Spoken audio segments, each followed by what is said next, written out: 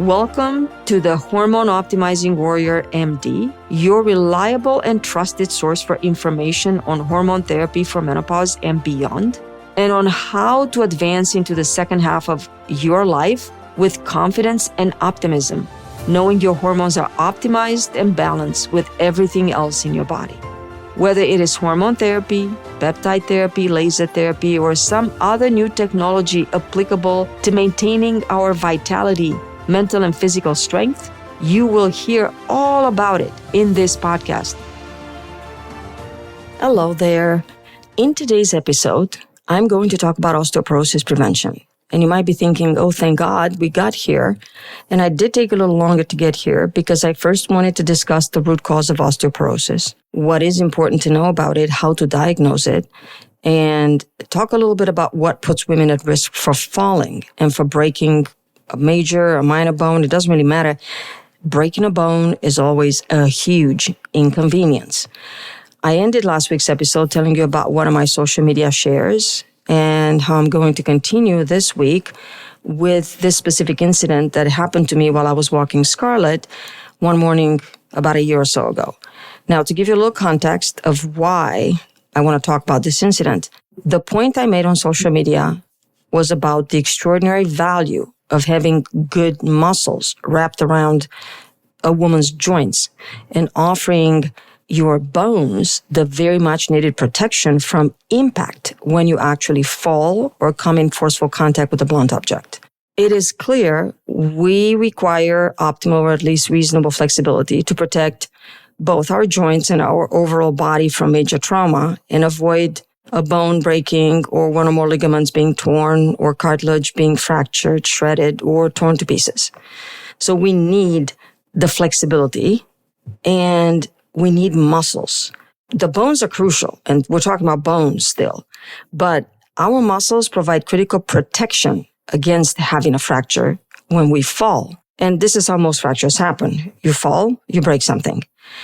Your bones and the connection between the bones known as joints functions so much better when the muscles covering your bone and their insertion points on the bone called ligaments or tendons are strong and elastic enough that the chance of trauma to the bones or joints itself, even to the muscle itself, is significantly diminished. So about a year ago, I had a very nasty fall. It happened one morning as I was walking Scarlett, my beautiful red fox Labrador, who, by the way, is a hunting dog. And whenever possible, I let her off leash to chase rabbits or squirrels. But most of the time, she stays on a leash when we do our very early 2-mile walk. Most of the time, I'm holding my phone. And unfortunately, I have to dictate notes for my online content into the phone. So I'm kind of phone focused and absorbed. Sometimes I have to check that what I say, it's actually what is transcribed. I guess the AI for iPhones is not that reliable. And I'm looking at the screen quite often. So you guessed right. The fall happened because I was checking my phone for transcription accuracy. So while my eyes were on the road, she happened to notice a crow, which had landed on the sidewalk in front of her. Not too far away. She knows it's very smart. She knows birds fly. She can't get them. But she decided to charge it. I had a very firm hold on the leash. She pulled me with an extraordinary force. She's a very strong dog, 80 pounds. And even though I rapidly understood what was happening, I let go of the leash. The propelling force of her charge was too strong for me to avoid a fall. I fell hard. Unfortunately, I fell on cement, on the asphalt. It was a very beautiful, nice grass on either side of it, but the speed, the force, and the inertia of my own body was too much to be reckoned with and balanced by my own instinct and reaction speed. So I was pulled forward and I fell on cement. Now, luckily, 2 things protected me. Number 1, my instinct made me turn my body, so I fell sideways instead of face first. I avoided needing to plant my hands to break my fall. I would have probably damaged my hands. I need my hands for a lot of things during the day, including procedures and stuff. I probably would have damaged my phone too. And the second thing, the muscles that I had around my knee, my hip, and my shoulders cushioned the impact with the hard surface of the sidewalk. I literally felt knee first. I rolled onto my hip, then I landed with my right shoulder. And last but not least, my chin hit the pavement. Literally. I had ringing in my ears from the impact between my chin and the asphalt. And it took me about 15 to 20 seconds to get my bearings, to make sure I didn't break anything, and to get up and stretch a little bit. So once on my 2 feet, I did a full evaluation, moved everything to make sure I didn't break or injure anything. And luckily, miraculously, I did not. This was just 5 minutes into our walk. It normally takes 45 minutes to an hour. I got up and continued to walk with no problem. I did have some scuff marks around my knee. I had a bruise on my hip and one on my shoulder, minimal bruising though, and a big bruise on my chin. No broken bones. And thank God, no torn ligaments. Now, the purpose of the post was to point attention to how valuable muscle mass is for women. And the dangers of suffering a fall are real as we get older, even when you're younger. And unfortunately, we are more prone to falling as we get older. Now, I'm personally not worried about osteoporosis. I have no family history on top of that. I know that my mother suffered a major fall when she was about 10 years into menopause in her late 50s without breaking any bones. And that is reassuring to me because I have personally never tested my bone density. I also did start hormone therapy right after menopause, within less than a year from menopause. I exercise at least 1 hour a day, every day, and 4 times a week, probably 2 hours a day. And that means I work out over 10 hours weekly. So I'm not too worried about my bone density, but I am setting my goal of eventually testing my bone density at age 60, which will be next year. So I can get a baseline and I can at least get confirmation that everything I'm doing is right and my bones are strong. So let's get back into the nitty-gritty of osteoporosis prevention. Just a quick reminder, and I can't stress this enough. Your skeletal muscular system is a unit. It has all these major components that we already talked about, the bones, the joints, where your bones meet and connect. The joints have cartilage and ligaments. And then number 3, the muscles, which are surrounding your bones and your joints. They're moving them. And you also have your tendons, which are the muscle connectors to the bone. And then you have your fascia, which is a connective tissue protective sheath that is all over your muscles and other structures in your body, helping to keep them organized and offering support. Everything is held together by this fascia. Now, all these elements work together as a unit. So you have mobility, flexibility, and the strength that you need so you can be comfortable and move easily and safely. Now, obviously, all these tissues will also need blood vessels to get oxygen and nutrients, and will need nerves, transmit signals controlling the movement and the sensation. So nothing in the body is independent of each other. Looking at bone health without considering your muscle strength, your joints, and your fascia is incomplete. And obviously, talking about this being a unit and talking about fascia and other things is not really the topic, but this is the point that I want you to take to heart. Your bones are the strength of your foundation for your musculoskeletal system. And just like any foundation, sometimes you have no idea that there is a weakness into your foundation. Let's use an analogy with a house.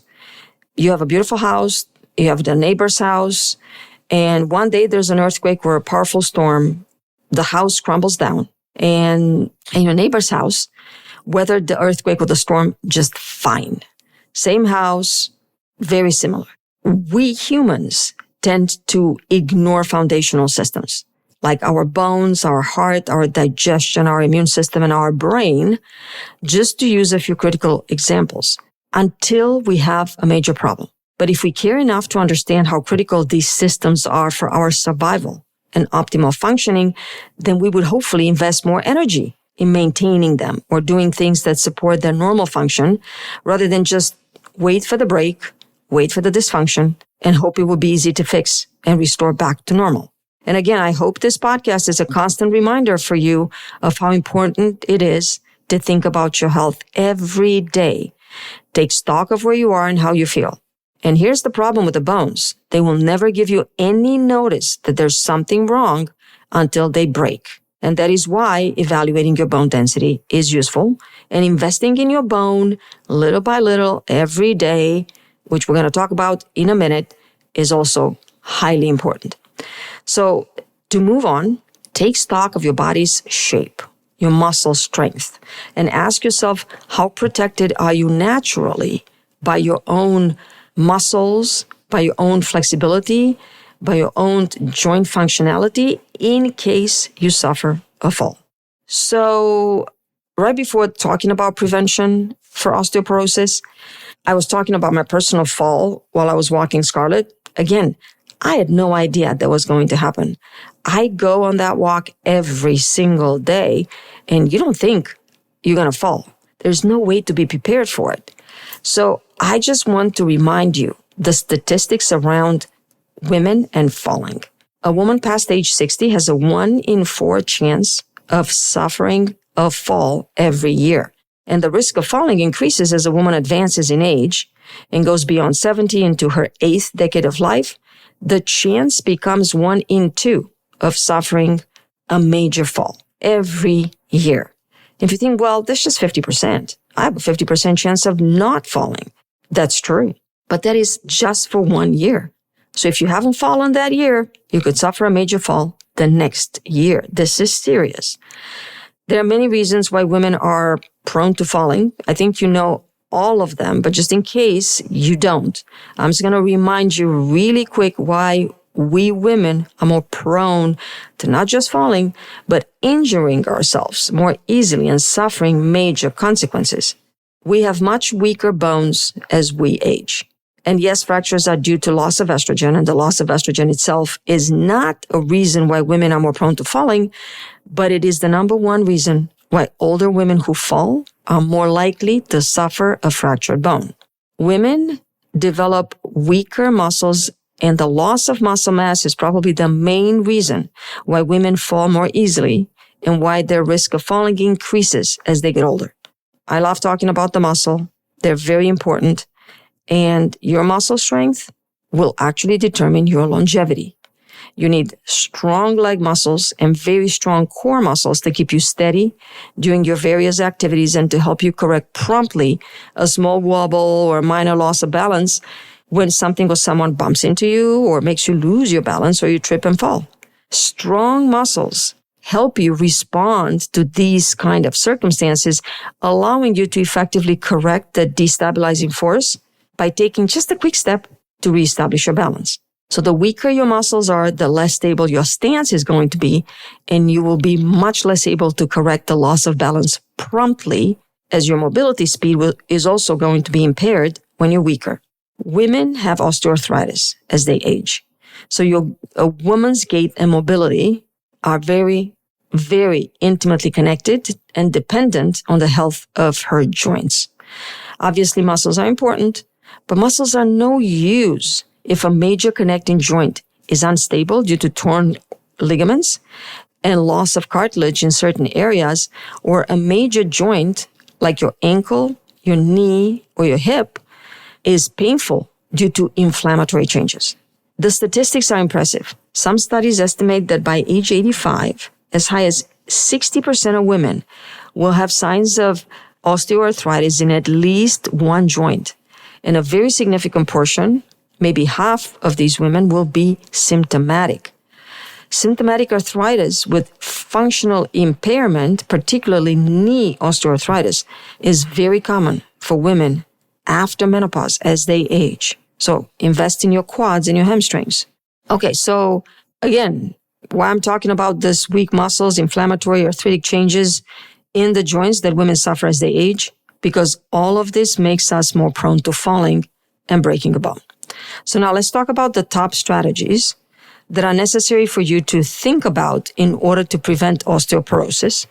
And some of these are very, very easy and something available to do every day.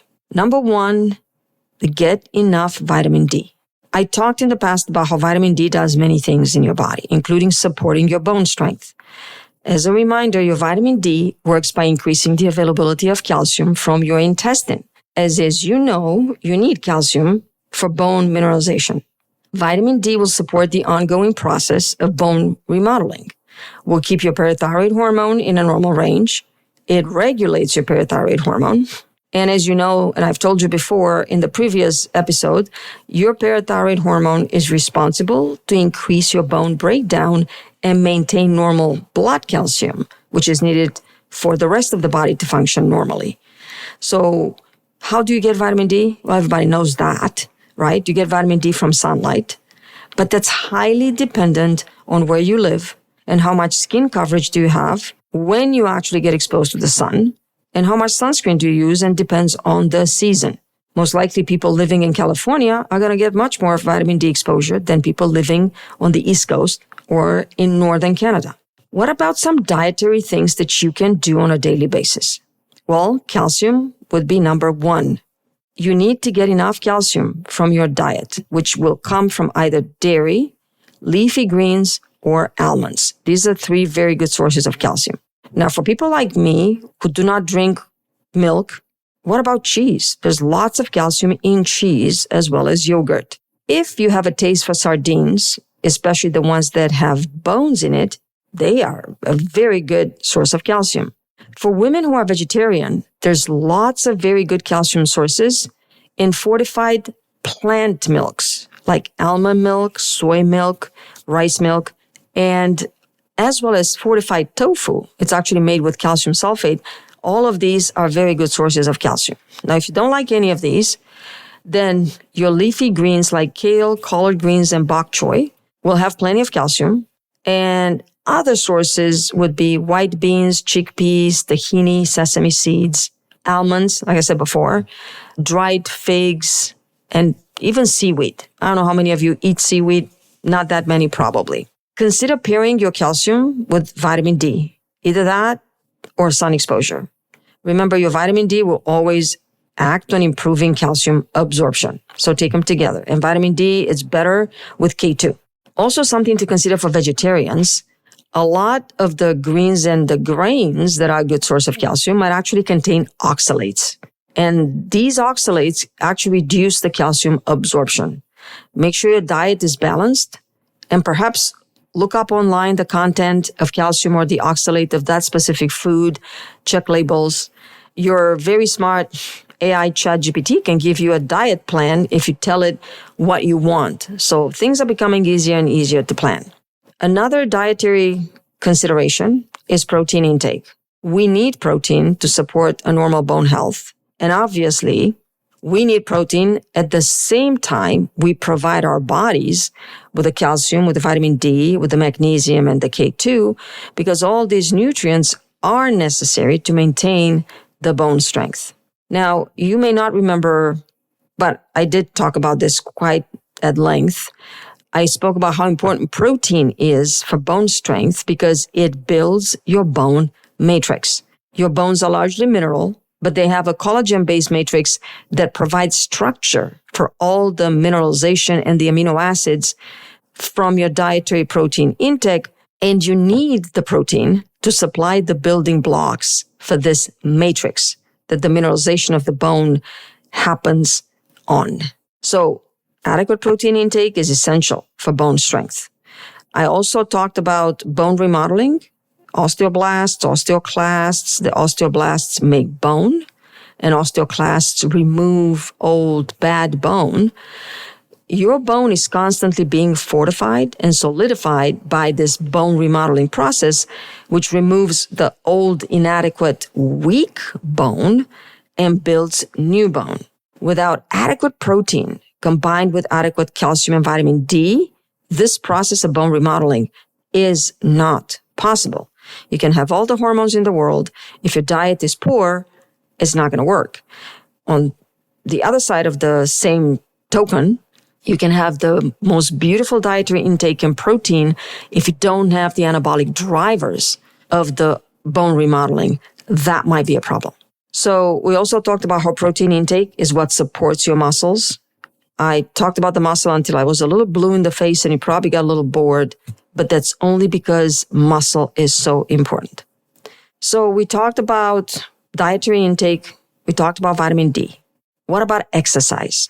This is number 3 thing that you can do to engage in exercise daily. And I probably should have started with exercise, but it was kind of like a no-brainer. So I just wanted to reserve it as number 3, just to keep you on your toes. Just as a reminder, you need to engage in both weight-bearing and resistance training exercise. I talked about mechanical load in the previous episode. That is important for your bone health. Your bones need mechanical load. That is why exercise like bicycling and swimming are great for cardiovascular fitness and mental health and joint flexibility and maintaining muscles, but they're not going to be that useful if you're trying to support your bone health. You need activities like walking, running, climbing, stairs, jumping, pretty much anything that involves adding extra weight to your body. You need impact. So believe it or not, that includes yoga. Because in yoga, not only do you have a lot of poses where your entire body weight is shifted to one leg, which is double the normal load bearing on that leg. So it's very enhanced mechanical load, but it also helps your balance, which is one of the most important things that is going to help you prevent a fall. Now, I'm personally not a fan of lifting weights. It's just not an activity that I enjoy, but it's also something I've never tried as a form of exercise. But the women who have done weightlifting have seen an extraordinary benefit in improving their osteoporosis. Obviously, it's extremely important to use lifting weights as part of a program designed for you and supervised, because once you already have osteoporosis, once you're already a little older, once you're already at menopause, your hormones are not optimized, and even if they are, you're older, your joints are stiffer, less flexible. You do not want to engage in movements that excessively flex and twist your spine with a heavy load on. You need to use the proper technique. You need to make sure that you keep increasing the mechanical load and use proper progression. So all of this requires supervision. So don't do this alone in the privacy of your bedroom, watching some person demonstrate in a video. I could tell you some very interesting stories. I have one of my very dear patients who came in one day, had a boot on, and I said, "What did you do?" He says, "Well, I saw this video about how jumping on a step would actually improve your bone health. And I did it. I tripped, I fell, and I broke a bone." So don't do it alone, right? My practice, if you're one of my patients listening to this, can recommend quite a few personal trainers that are not only excellent at what they do, but they're very experienced at training women with arthritis and pain, with previous history of muscle tears, of osteoporosis. And they're also very nice. They're very patient and dedicated professionals who are just as excited as you are when you see not just the changes in the mirror, but the amazing improvements in strength that are happening to you over time and under their supervision. In case you're listening to this podcast and you wonder, what am I talking about? And I haven't really had a chance to recommend a personal trainer to you, allow me to do it in today's podcast by recommending John Blanks from M6 Fitness. Again, that's M6 Fitness, capital M, number 6, on East Thousand Oaks Boulevard. I met John as the boyfriend and then the fiance and now husband of Megan Morissette, the master injector at Hera Beauty and Wellness Med Spa. John is a gentle giant. He's 6'4", and I personally never trained with him, but I can tell you what my patients have reported back after going to his classes and taking personal sessions with him and sometimes his partner, Michelle. They feel stronger. They look better than they had in decades, and they do not regret for one moment that they've taken this journey with M6 Fitness. Well, so I talked about vitamin D, dietary intake, and exercise. Number 4, a very crucial thing you could do is maintain your muscle strength and your balance. This is important. You need to guard your power and your equilibrium as well as you do your bank account. Your bank account will be emptied quick with today's challenging insurance plan excessive deductibles if you fall and break a bone. Even worse, if you need surgery to put that bone together. But think about the downtime. Nobody thinks about the downtime. And that is the worst part of breaking a bone. It will set you back in time. It will set you back majorly compared to where you were before the bone break. And after the bone break, you have a major handicap. Not only a weakened and scarred bone, which we call callus, the healing part where the bone was broken, but you also will have lost a significant percentage of your muscle in that limb and in the entire body, the limb that was broken, right? And in your overall muscle mass. So that is why you don't want to break a bone. That is why you don't ever want to fall hard enough to break a bone. That is why you want to think ahead and invest in your strength and your balance. For that, we need balance training to reduce fall risk. Remember I told you about yoga? That's one of the reasons I love yoga. Balance. Try standing in tree pose for 60 seconds on each leg. Do that every day. You'd be in good shape. I personally love challenging single-legged poses like Warrior 3, Half Moon Pose, Airplane Pose. Every time one of the yoga teachers incorporates these poses into the sequence, I'm excited. I get into the pose and I'm like, how long can I keep it? So try yoga. Try balance exercises. You will be very thankful you did. So number 5, let's move on to the last thing that you could do to prevent osteoporosis is avoid exposure to environmental and dietary factors, which can increase your risk of osteoporosis and damage a bone. This is a big, big preventive intervention you can take. So let's talk a little bit about what are these things that actually damage your bone. Well, you probably have heard about some of them. You know most of them. Lead is one of them. Found in old paint, contaminated soils, ceramics, and plumbing. Lead used to be everywhere. Cadmium, present in some batteries. It's also present in contaminated food like shellfish and in tobacco smoke. Cadmium can replace zinc in your bone and increase your fracture risk. Mercury, it's always a bad one. It's everywhere. Contaminated fish, sometimes occupational exposure. So you got to be careful if you're a chemical engineer or you teaching chemistry, it will definitely disrupt your bone metabolism. Excess sodium. Now, we're all guilty of that. I personally love salty stuff. Will actually increase elimination of calcium in your urine, which over time will lower the bone density. Large amounts of caffeine can actually impact your calcium balance if you do not match that with adequate calcium intake. And something most people don't think about is high sugar or artificially sweetened beverages. Hopefully you don't have a sweet tooth. And if you're listening to this and you love sweetened iced tea and you drink large amounts of it every day, that's not a good thing. Also, a diet full of processed foods and high sugar foods will impact your bone health very unfavorably because these foods generate and support low-grade inflammation, which will increase bone breakdown and reduce bone formation due to something called inflammatory cytokines like interleukin-6 and TNF-alpha. This is a very well-supported and well-researched pathway in osteoporosis risk.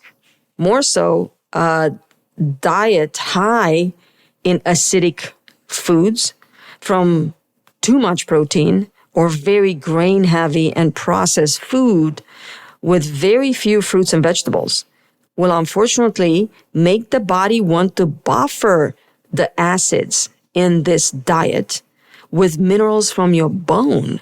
So your bone will potentially need to release calcium to buffer that acidic impact the foods have.